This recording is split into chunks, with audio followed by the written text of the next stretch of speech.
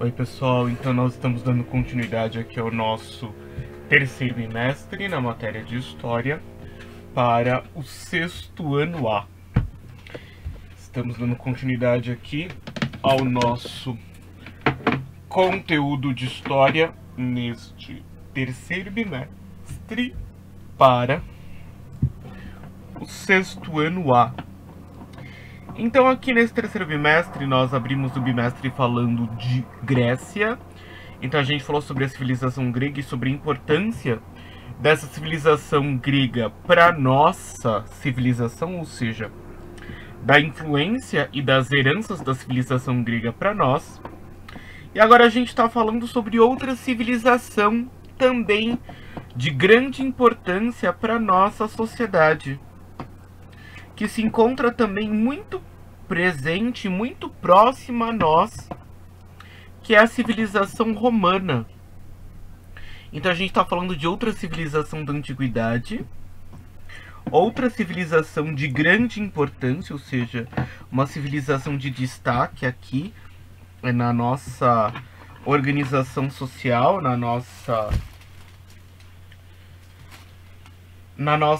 herança social, né? Na nossa herança política, na nossa herança cultural e linguística. Estamos falando então dessa civilização agora. A gente está falando da civilização romana. No último vídeo a gente começou a nossa discussão sobre civilização romana, colocando um dos principais pontos da história romana, que é o seu mito fundador. Então lembra que a gente falou sobre a questão do mito fundador romano, sobre a história de Rômulo e Remo. Falamos do princípio historiográfico, ou seja, pensando a formação a partir da formação desse povo pela Península Itálica. Então, pela Península Itálica, os povos que ali se encontravam. E aí a gente, no último vídeo, falamos sobre outras maneiras de se conhecer o passado de Roma, que é por meio da arqueologia. Então a riqueza arqueológica é um dos principais caminhos de reconhecimento e identificação do valor dessa civilização, identificação do valor que essa civilização nos trouxe e nos deixa até hoje perceptíveis aqui para a nossa organização social, tá? Então, a gente falou sobre as heranças arqueológicas ainda hoje encontradas e falamos sobre as primeiras formas de organização da sociedade romana, pensando na estrutura, tá? Pensamos então na estrutura social. Lembra que quando a gente falou sobre estrutura social, nós definimos que a estrutura social romana ela é demarcada por classes bem definidas. No topo das classes sociais nós temos os patrícios, que se consideram, né, descendentes legítimos dos fundadores de Roma. E a eles é dado todo o poder social, a eles é dado todo o poder de organização. Depois dos patrícios nós temos os plebeus. Maioria da população romana constituída por agricultores de poucas posses, pastores, artesãos, comerciantes, embora fossem livres, não possuíam direitos políticos. Então, os plebeus, eles compõem a maior parte da sociedade, mas não têm direitos ligados à vida pública. Depois dos plebeus, a gente tem os clientes. Estavam ligados aos patrícios e deviam fidelidade a eles. Prestavam serviços tanto em período de paz como de guerra. Em troca, recebiam proteção, embora pudessem participar dos cultos religiosos e das festas dos patrícios. Atividades proibidas aos plebeus não tinham direito à cidadania. Então, por mais que o cliente tivesse um pouco mais de liberdade, ele não tinha poder de participação da vida pública. E na base dessa sociedade nós temos os escravizados. Percebam que então essa sociedade romana é uma sociedade também demarcada por poderes pré-determinados. Assim como a gente falou lá na civilização romana, onde os cidadãos eram pessoas que deviam se encaixar em uma condição específica, ou seja, deviam se encaixar em uma relação de importância pré-determinada. Aqui na civilização romana também. Quem tem direito a participar da vida pública são as pessoas que atendem aos pré-requisitos. São as pessoas que atendem aos requisitos prévios de organização social. Não é qualquer pessoa, não é qualquer um que vai poder participar da vida pública, mas existe uma pré-determinação das pessoas que têm ou não direito a essa integração.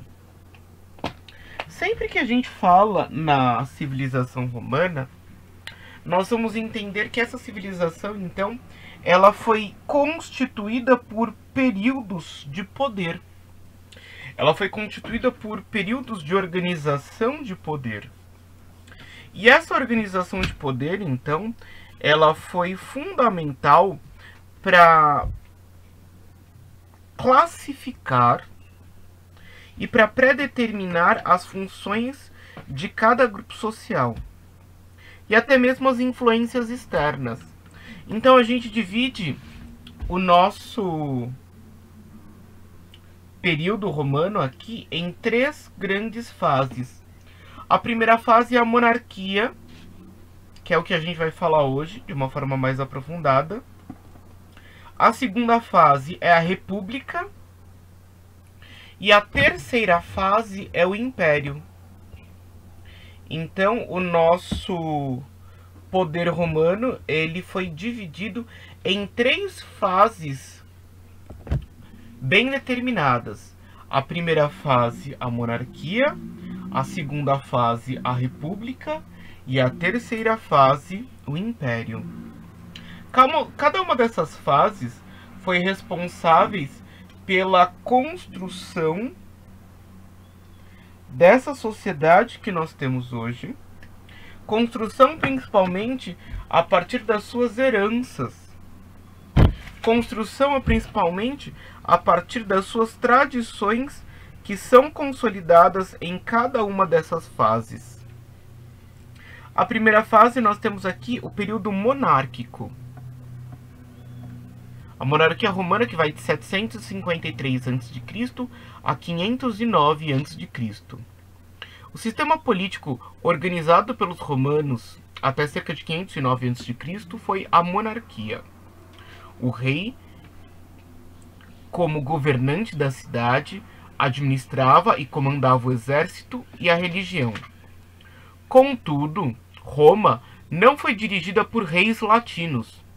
Houve também domínio de reis de origem etrusca, que exerceram importante influência sobre a cultura romana, ensinando-lhes até mesmo técnicas relacionadas à guerra, manufaturas e atividades marítimas e comerciais. Pessoal, quando nós temos a formação ali da civilização romana, a unificação dos povos latinos, essa unificação ela acontece em um contexto de defesa, ou seja, os latinos se unem para garantir a sua sobrevivência. Ao lado da civilização latina, nós tínhamos o povo etrusco. Os etruscos, eles não tinham a ideia, eles não tinham o pressuposto de dominação romana. Eles apareceram muito mais como auxiliadores dessa civilização. Eles apareceram muito mais como um grupo que iria auxiliar o desenvolvimento social. Quando inicia-se o período romano, sobe o poder junto com os latinos a civilização etrusca. Os etruscos, como eu coloquei aqui, eles aparecem como auxiliadores. Eles não aparecem como dominadores, tá? Eles não aparecem como um grupo que entra nessa civilização com o objetivo de extermínio. Pelo contrário, eles entram com o objetivo de integração. A grande função da civilização etrusca, ela não entra para destruir a civilização romana, mas ela entra para se integrar a ela. Nesse primeiro momento, pessoal, durante todo o período monárquico em que se teve à frente a civilização etrusca, o poder romano não se encontrava ameaçado. Os etruscos, eles não representavam aqui um risco à sobrevivência romana a primeiro momento. A primeiro momento, essa civilização etrusca, ela entra literalmente como uma auxiliadora. Ela entra a primeiro momento como uma benfeitora para auxiliar a organização pública. Mas vai chegar um momento onde esse auxílio ele vai ser encerrado. No século VI a.C., os patrícios passaram a manifestar o descontentamento com a forma de governo dos reis etruscos. Mobilizaram, conseguiram se unir e organizar a expulsão do rei Tarquínio, o Soberbo. Para substituir a monarquia, criaram uma nova forma de governo, a República, em 509 a.C. Novamente, o primeiro período da civilização romana, ela é marcada pela organização social pelas mãos dos reis etruscos, que entram no poder não com sentido de destruição, mas com sentido de desenvolvimento, ou seja, de auxílio. Eles entram na civilização romana como uma forma de auxílio a esse povo. Esse era o grande objetivo aqui. Não era destruir, eles não tinham a ideia de acabar com a civilização romana, mas eles estavam literalmente objetivando o auxílio a essa civilização. Tanto que muitos ensinamentos dessa cultura romana são, na verdade, ensinamentos da cultura etrusca, que foram preservados e que contribuíram para a formação da cultura romana que nós conhecemos hoje. Entretanto, quem está insatisfeito? Os patrícios. Os patrícios, que são aquela classe de superioridade, os que se consideram descendentes dos fundadores. É nesse sentido, então, que nós vamos ter a expulsão dos etruscos. Porque os patrícios, eles estavam percebendo que eles estavam perdendo espaço, que eles estavam perdendo poder. E aí é nesse contexto que os nossos reis etruscos aqui, que o nosso povo etrusco é expulso de Roma, com o desejo de ocupação do poder. Os patrícios tinham um desejo de ocupação pelo poder. Daí, a ocupação do poder dos patrícios não era possível se eu tivesse ali a presença do povo etrusco. Por isso que em 509 nós temos a expulsão do rei Tarquínio Soberbo. Vocês vão perceber, pessoal, que as denominações de poder, elas sempre vão estar ligadas com o adjetivo do seu respectivo governante. Ao longo de todo o processo histórico, as definições de nome, elas sempre vão ser compostas por um adjetivo daquele governante. Então, quando a gente fala aqui de Tarquínio Soberbo, a gente já tem uma ideia da imposição de poder que esse personagem exercia sobre a política romana. Então, em 509 a.C., cai a monarquia. Sobe ao poder a república. Novamente, essa república sobe ao poder pelas mãos dos patrícios.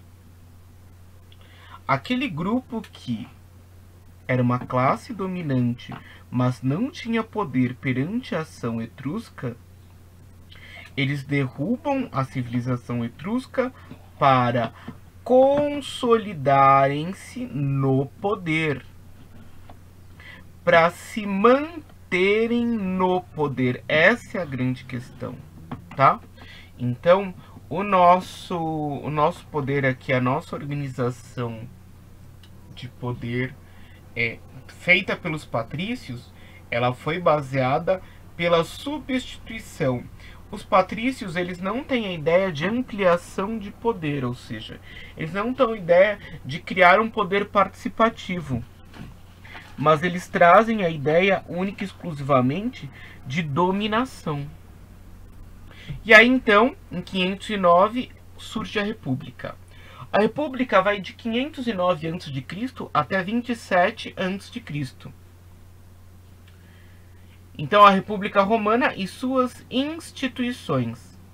Se agora o poder não estava nas mãos de uma única pessoa, eu teria que organizar esse poder em instituições que juntas garantiriam a organização da sociedade. O descontentamento dos patrícios com a monarquia deu início ao regime republicano, que se estendeu de 509 a.C. a 27 a.C. Nos primeiros tempos do regime republicano, os patrícios assumiram o poder de decisão sobre Roma. Lembra que esse era o grande desejo do povo, do grupo dos patrícios, certo? A integração ao poder, ou seja, assumir o poder de decisão. E aí vocês têm um trecho da fala de uma historiadora aqui, da Maria Luísa Coracin, do seu livro O Cidadão Romano na República. Ela diz: o termo res publica significa literalmente a coisa pública e designa uma noção tanto jurídica quanto política.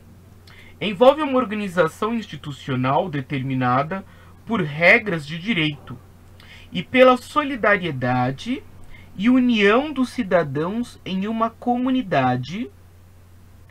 É a expressão política do povo em seu conjunto, populus. O interesse particular de cada um deve, portanto, estar normalmente subordinado ao interesse superior do conjunto, a res publica.